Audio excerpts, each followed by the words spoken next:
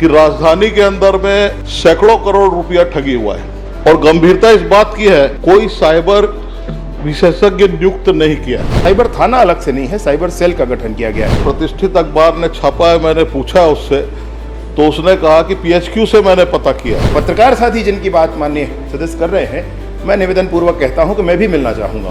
कितने बैंकों के कर्मचारियों को या अधिकारियों को हमने एफआईआर दर्ज करके जेल के अंदर में डाला। बैंक के कर्मचारियों पर 7 एफआईआर दर्ज किए गए। कॉपीराइट के इश्यूज जब आते हैं तो उसके लिए किस थाने में एफआईआर किया जाए, इसके लिए 15 दिन का प्रोसेस लग गया। किसी थानेदार को ये जानकारी नहीं थी। वैसे सभी थानों में, सभी स्थानों पर इसकी जानकारी है। 107 करोड़ रुपए की 1.5 साल के अंदर ठगी होती है क्राइम के माध्यम से। इतने सीनियर मोस्ट अधिकारी हैं जो पीएचक्यू में बैठे हुए हैं, इनको जरा ट्रेनिंग देकर इनको कहीं न कहीं क्राइम के काम में क्यों नहीं लगाते। आईजी स्तर के अधिकारी की ही नियुक्ति इसमें होती है माननीय अध्यक्ष महोदय, और वो हो रखी। 28 फरवरी के उत्तर में ही माननीय मंत्री जी ने कहा था कि साइबर विशेषज्ञ की नियुक्ति के लिए हमने वित्त विभाग में भेजा। आज भी उनका उत्तर आया है कि इनकी प्रक्रिया चल रही है। 2048 तक हो जाएगी। 2047 तक जब नामो निशान मिट जाइए तरीफ के लिए, तब ले हम कर ले, कोई टेंशन नहीं है। स्पर्श मल्टी स्पेशलिटी हॉस्पिटल अब दे रहा है फुल टाइम विशेषज्ञों की देखरेख में सर्वश्रेष्ठ NICU एवं PICU की सुविधा, यानी नवजात एवं बच्चों की गंभीर बीमारियों का इलाज अब आपके अपने शहर में, साथ ही न्यूनतम दर पर हेल्थ पैकेज की सुविधा। स्पर्श मल्टी स्पेशलिटी हॉस्पिटल, एक एहसास अपनेपन का। मेरा प्रश्न ये है कि राजधानी के अंदर में सैकड़ों करोड़ रुपया ठगी हुआ है। उत्तर में कम आया 47 करोड़, लेकिन साइबर थाना कहाँ है बहुत कम लोग जानते हैं। और गंभीरता इस बात की है कि सरकार ने राज्य में सूचना प्रौद्योगिकी अधिनियम 2000 की धारा 79A के तहत कोई साइबर विशेषज्ञ नियुक्त नहीं किया है तो बताने का कष्ट करेंगे। और जो है उस थाने के अंदर में एक भी IPS रैंक का जो एक्सपर्ट अधिकारी जो है वहाँ पर है कि नहीं है, ये बताने का कष्ट करेंगे। आपने कहा है उत्तर के अंदर में कि छत्तीसगढ़ के हर जिलों के अंदर में हमने साइबर थाने गठित किए हैं और किए हैं, तो उसके अंदर में कितने जिम्मेदार अधिकारी है और ये जो थाने हैं, इन थानों के अंदर में क्या ये सक्षम है कि जो विवेचना करके अपराध दर्ज करके वो तत्काल कार्रवाई कर सकते हैं क्या, ये मेरा प्रश्न है। माननीय अध्यक्ष महोदय, माननीय सदस्य की ये चिंता बड़ी जायज़ चिंता है और उसमें हम सब काम कर ही रहे हैं, परंतु एक विषय मैं ज़रूर आपसे कहना चाहता हूं कि माननीय सदस्य ने कहा है कि साइबर थाना कहाँ है उनको नहीं मालूम।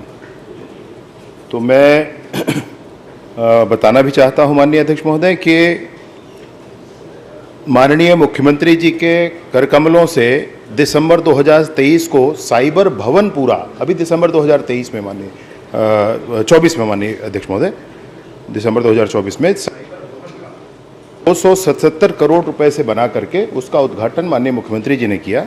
1 करोड़ 46 लाख रुपए उसमें लाइसेंस और नवीनीकरण आदि के लिए खर्च किए गए, 51 लाख रुपए उसमें आधुनिकीकरण के लिए खर्च किए गए। और ये पूरे प्रदेश का एक साइबर थाना, जिसको हम साइबर भवन करके कहते हैं, ये है। मैं माननीय सदस्य को अपने साथ लेकर वहाँ जाऊँगा और जितने भी माननीय सदस्य इसमें जाना चाहेंगे मैं सबको निमंत्रित करके एक कार्यक्रम वहाँ जरूर रख लेता हूँ माननीय अध्यक्ष महोदय। एक विषय है। दूसरा, IT एक्ट के अंतर्गत साइबर विशेषज्ञ की बात है, तो साइबर विशेषज्ञ के एम्पेनलमेंट की प्रक्रिया अभी भी हम लोग कर रहे हैं माननीय अध्यक्ष महोदय, वो हम लोग शीघ्र पूरा करेंगे। लेकिन ऐसा नहीं है कि सिर्फ साइबर विशेषज्ञ हो जाएंगे तभी काम आगे बढ़ेगा। इसके अतिरिक्त साइबर कमांडो I4C संस्था, नई सरकार, माननीय मोदी जी की सरकार, माननीय अमित शाह जी के गृहमंत्री जी बनने के बाद I4C गठन किया गया और उसमें साइबर कमांडो का कॉन्सेप्ट है माननीय अध्यक्ष महोदय। तो एक IPS और 5 वरिष्ठ अधिकारी, ऐसे 6 लोगों की साइबर 6 महीने की ट्रेनिंग होती है। ये 6 महीने की ट्रेनिंग करके वापस आ गए और अब काम यहाँ पर शुरू करेंगे। अगली बैच जाने के लिए तैयार है माननीय अध्यक्ष महोदय। तो वो स्पेशल जो रिक्रूटमेंट है, जो हमको विशेषज्ञ रखने हैं, उसी स्तर के लोग हमारे पास यहाँ पर हैं। अगली बात एक और आपसे कहना चाहता हूँ कि आपने कहा कि हर जिले में साइबर थाना, ऐसा कहा ही नहीं गया है माननीय अध्यक्ष महोदय। हर जिले में साइबर सेल का गठन जरूर किया गया है। तो साइबर थाना अलग से नहीं है, साइबर सेल का गठन किया गया है। इसमें प्रशिक्षण की प्रक्रियाएं की गई हैं। हमने सीडैक से प्रशिक्षण की प्रक्रिया की है माननीय अध्यक्ष महोदय, I4C से प्रशिक्षण की प्रक्रिया,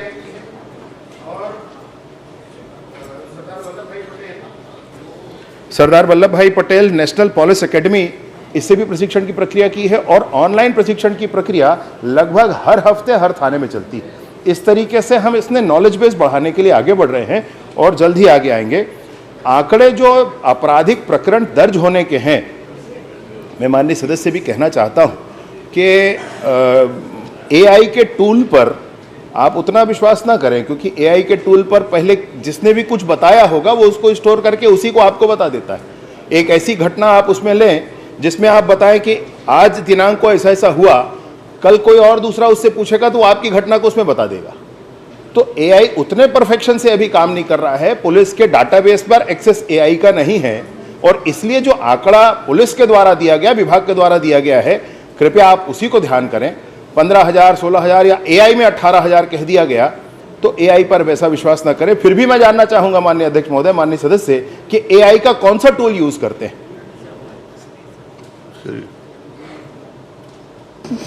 मैंने जो प्रश्न किया उसका जवाब मंत्री जी ने नहीं दिया। मैंने प्रश्न किया कि क्या आपके थाने सक्षम है क्या, कि या फिर कोई रिपोर्ट लिखाता, अपराध दर्ज कराता है तो आप रेगुलर थाने के अंदर में भेज देते हैं क्या? मेरा एक ये प्रश्न है। AI के अलावा जो है NCRB जो है वो भी आपका कह रहा है कि जो डाटा के बारे में, और जो 16,000 से अधिक बता रहा है NCRB बता रहा है। और एक प्रतिष्ठित अखबार ने छापा है, मैंने पूछा उससे तो उसने कहा कि PHQ से मैंने पता किया है। तो ये सारे जो नेशनल क्राइम जो रिपोर्ट है, अगर वो भी गलत है तो फिर आखिरकार ये उसको देता कौन है रिपोर्ट? तो ये थाने का मेरे को की विवेचना करके गिरफ्तार करने के लिए वो सक्षम है क्या? खाली राजधानी का बता दीजिए आप। माननीय अध्यक्ष महोदय, एक साइबर भवन जो मैंने आपसे कहा, जो राज्य स्तरीय थाना है, वहाँ पर पूरे राज्य से कहीं का भी FIR दर्ज हो सकता है। दूसरा, 5 रेंज स्तरीय भी थाने तय किए गए हैं, उन पर भी काम चल रहा है, उसका भी स्ट्रेंथनिंग चल रहा है, उसमें भी ट्रेनिंग चल रहा है। इसके अतिरिक्त 9 और नए साइबर थानों के लिए हमको स्वीकृति मिली है, उसके भी निर्माण का काम चल रहा है। उसके लिए भी हम लोग वैसे पृथक से IT सेक्शन वालों की ही एक अलग श्रृंखला बनाने के लिए अलग से इसमें प्रक्रिया करके भर्ती की प्रक्रिया करेंगे माननीय अध्यक्ष महोदय, परंतु अभी डेपुटेशन में लेकर ट्रेनिंग करा करके काम करा रहे हैं, तो ये भी हो रहा है। एक बात जो माननीय सदस्य ने कही कि थाने सक्षम है अथवा नहीं है, थाने सक्षम बन रहे हैं माननीय अध्यक्ष महोदय। साइबर थाना हमारा जो सेंट्रल का है, राज्य का है, उसमें कहीं कोई परेशानी नहीं है। पूरी सक्षमता के साथ पूरे राष्ट्रीय अंतर्राष्ट्रीय स्तर पर जो जो तकनीक होनी चाहिए वो सारी तकनीकों के साथ हमारा साइबर भवन तैयार है। 5 रेंज थाने हैं, वो भी पूरी तरीके से तैयार है। NCRB का डाटा मैं माननीय सदस्य को बताना चाहता हूं माननीय अध्यक्ष महोदय कि नेशनल क्राइम रिकॉर्ड ब्यूरो, इसका अंतिम डाटा 2022 को जारी हुआ है। आप एक बार AI से फिर पूछ लें कि NCRB का आखिरी डाटा कब जारी हुआ है, आपको बता देगा 2022 से पहले जारी हुआ है। 2022 के बाद NCRB का कोई डाटा जारी नहीं हुआ माननीय अध्यक्ष। और पत्रकार साथी जिनकी बात माननीय सदस्य कर रहे हैं, मैं निवेदन पूर्वक कहता हूं कि मैं भी मिलना चाहूंगा उनसे। अनुज जी, अगर NCR इसी में मेरा ये प्रश्न ही नहीं पूरा जो उत्तर दिया इन्होंने, मैंने वही पूछ रहा हूँ। आपके अध्यक्ष जी, आपके सपोर्ट में बहुत लोग खड़े हैं। अपराध दर्ज करके अपराध दूंगा।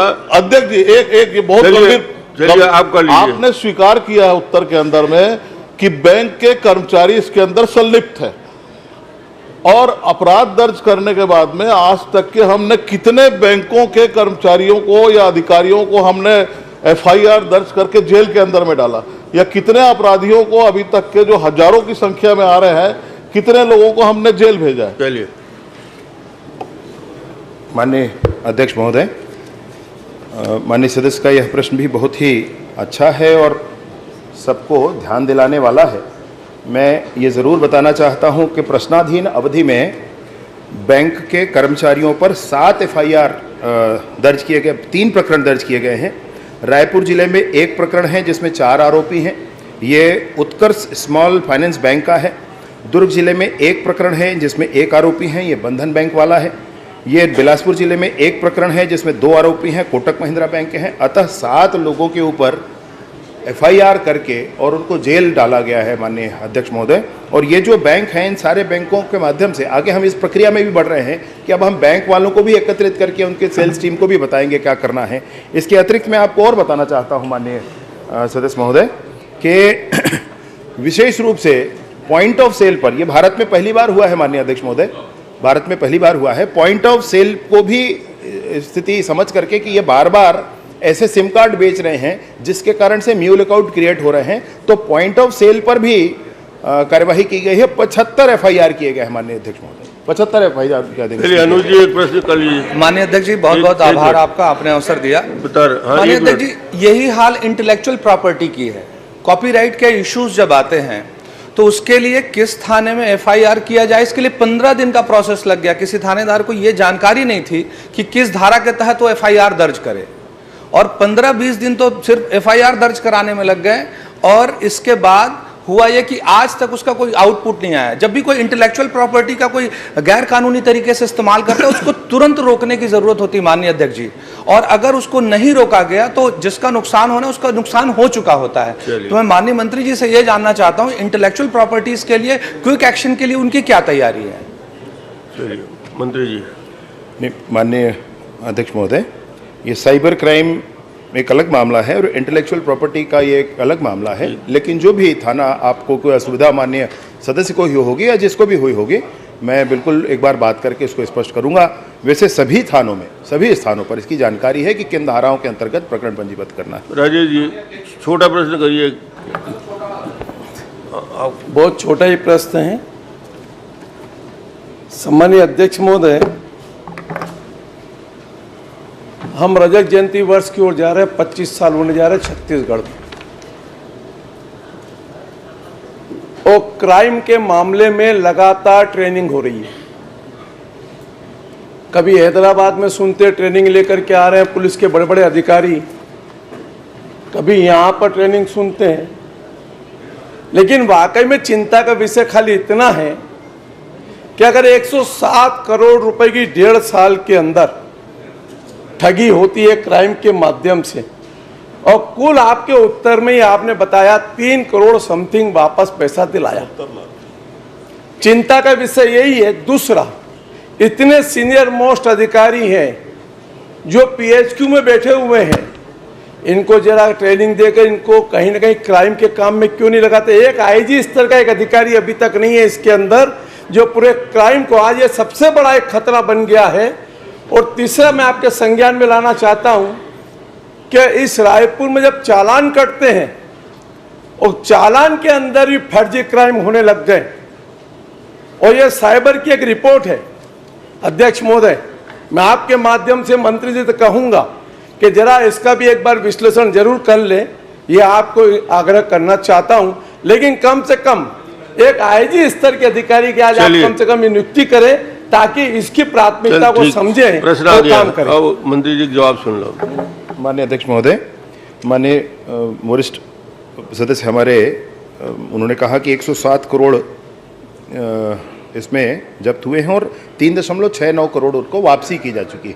वापसी की प्रक्रिया न्यायालय के माध्यम से गुजरकर होकर जाती है माननीय अध्यक्ष महोदय। तो जब प्रकरण पूरा हो जाएगा, न्यायालय का आदेश होगा वापस करना है, तब वो वापस होता है। इसलिए ये राशि बराबर आपको दिख नहीं सकती कभी भी, ये स्थितियां कुछ ऐसी ही होंगी। इसमें कालांतर में जब आप प्रश्नावधि बढ़ा होगा तो ये पता चलेगा कि भाई इतनी राशि हमने वापस कर दी, कुल मिलाकर ये स्थिति आती है। मैं आपसे निवेदन पूर्वक कहना चाहता हूं कि चालान के संदर्भ में जो भी आपने कहा है, मैं आपसे जरूर एक बार मुझे बताइएगा, आप उसमें जो भी संभावना होगी जरूर करते हैं। और IG स्तर के अधिकारी की ही नियुक्ति इसमें होती है माननीय अध्यक्ष महोदय, और वो हो रखी।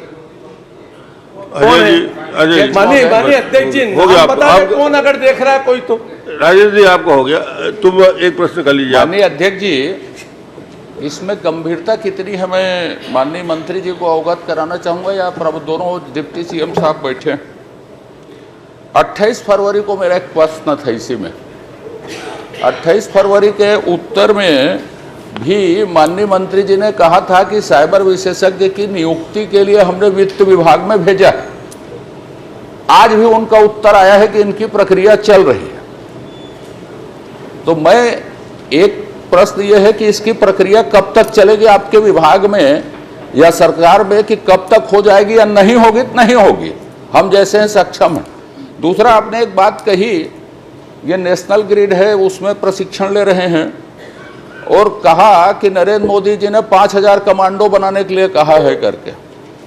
छत्तीसगढ़ में 6 लोग प्रशिक्षण ले रहे हैं बोले थे आप। तो अभी छत्तीसगढ़ में कितने लोग प्रशिक्षित हो गए? कितने लोगों के प्रशिक्षण का आपका लक्ष्य है? और कितने प्रशिक्षित लोगों को कितनी जगह नियुक्ति दी गई है? दोनों बता दीजिए कि होगा कि नहीं होगा साइबर विशेषज्ञ की नियुक्ति। जवाब मंत्री जी। 1948 में होगा तुहार, 2048 तक हो जाएगी। 2047 तक जब नामो निशान मिट जाइए ट्रिप के लिए, तबले हम कर ले, बोला कोई टेंशन नहीं है। माननीय अध्यक्ष महोदय, माननीय सदस्य का ये कहना, विशेषज्ञों की भर्ती के लिए प्रक्रिया पूर्ण करके आगे बढ़ाया गया है फाइल। माननीय अध्यक्ष महोदय, जैसे भी काम पूरा होता है उसमें कर लिया जाएगा। तारीख बताया 28 फरवरी के प्रश्न भी आपने यही कहा था, जो आज कह रहे हैं वही।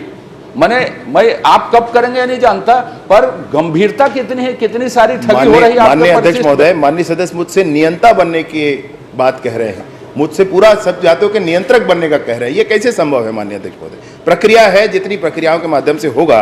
और कमांडो के ट्रेनिंग के संदर्भ में मैं आपको पहले ही बताया, मैंने माननीय सदस्य सुनील सोनी जी के प्रश्न के उत्तर में इस बात को बताया, शायद आपने ध्यान नहीं दिया। हमारी ट्रेनिंग करके 1+5 मतलब एक IPS और 5 ये आ चुके हैं, और नया बैच फिर जाएगा। लेकिन इसमें कोई भी चला जाए ऐसा नहीं है, एग्जाम होता है, एग्जाम में जो पास हो जाते हैं वो लोग जाते हैं। इसलिए कितने जाएंगे, कितनी संख्या होगी, उस पर निर्भर होगा। प्रश्न क्रमांक 2, आपने कितने को ट्रेनिंग दी है? डॉक्टर चरणदास मान जी, प्रश्न लेंगे। खुश है तो फिर खुशी मना ले, छोटा बड़ा केक मंगा ले, संगम में मिलता है बढ़िया केक, संगम में मिलता है बढ़िया केक। तीरंदाज